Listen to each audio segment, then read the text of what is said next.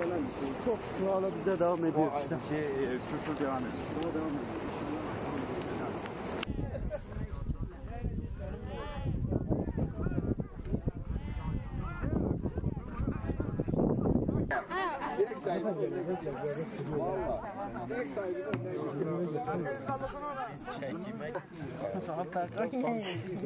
Aa yapıyor.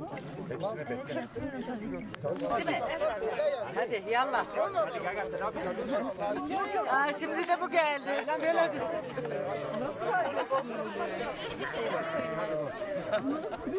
bu da çok güzel. Sen de otur. Var da. Bir tane koyun. Ben her saç var. Bir tanesi gelsin yanına izlensin bence.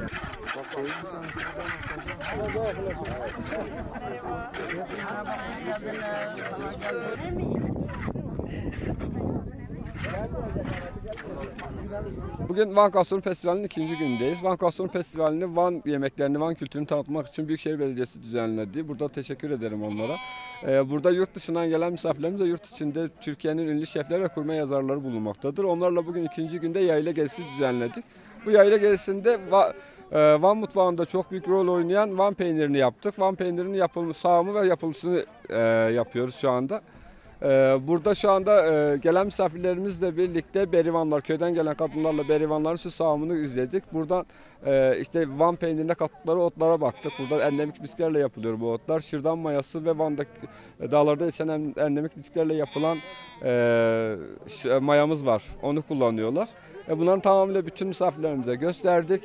Buradan şimdi yine tekrardan festival alanımıza geri döneceğiz. Festival alanımızda faaliyetimize devam edeceğiz. بله ام هر گنده پاگا اغنینه ام آشپش همی هاتینه ایرولیره بنا شیدوتنا پازı کادی چاکینه پنیر وانی برهنده مهوانه مهبون استانبول Ankara, İzmir, Antalya, Adana, Urfa yani şehri hemi şehri hatine mecbur ama ben gündel han nişabıdan bazdotun nişabıdan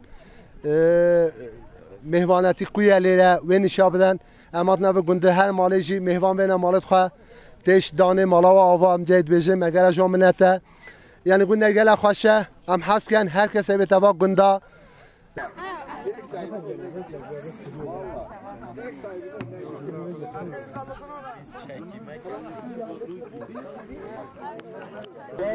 Hanımefendi bakar mısınız? Sizi alabilir miyiz buraya?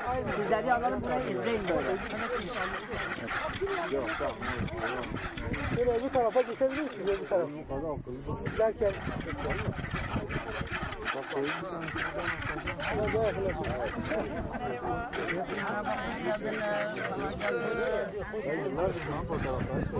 Sana güzel miyim?